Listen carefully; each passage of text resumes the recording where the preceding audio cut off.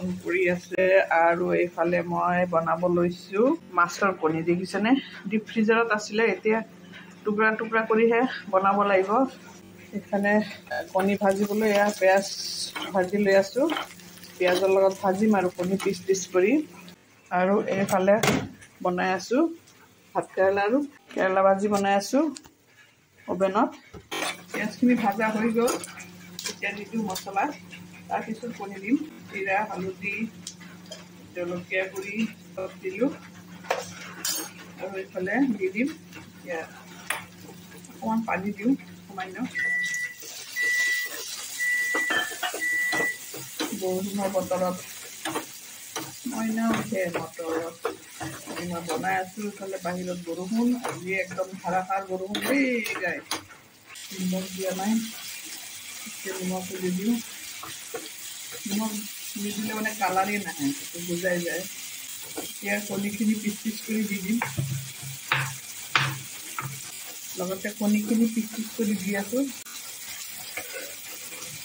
কণী অলপ বনালে ফুলি উঠে, বহুত বেছি হৈ যায়, সেইকাৰণে গোটেইখিনি নবনালোঁ। কণীখিনি দি দিলোঁ। লগতে চব্জিও দিব পাৰি, কিন্তু আজি মই এনেকৈ খাম আৰু। অলপ ভাজা হৈ যাক, দিম কিবা কিবি অলপ।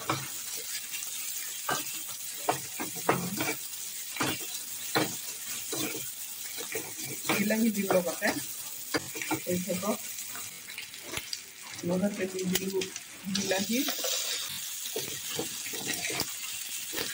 ভাল লাগিব খাই, কণীৰ লগত, মাছৰ কণীৰ লগত বিলাহী। ষ্টিমত থ'বলৈ দিব লাগিব, লাহে লাহে ভাজিব লাগিব। পিঠাখন ভাজাৰ আগতে মাছৰ কণী ভাজা হৈ গ'ল। বিলাহী দিয়াৰ পিছত ধুনীয়াকৈ ভাজি ল'লোঁ। তেতিয়া দি দিম কেঁচা জলকীয়া, দুডোখৰ কৰি দি দিম আৰু কেঁচা জলকীয়াখিনি দি দিলোঁ। এনেকৈ দিলেও হৈ যায়।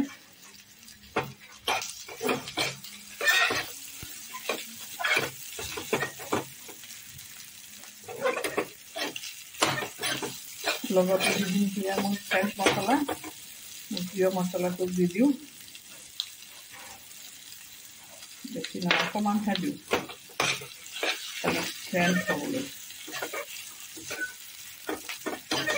ইয়াতে ঢাকি দিলেই মানে তেলটোৰ ভিতৰত সোমাই যাব, এবজৰ্ব কৰি পেলাব। গতিকে হৈ গ'ল এইখিনি। টাটা বাই বাই, আকৌ লগ পাম দেই।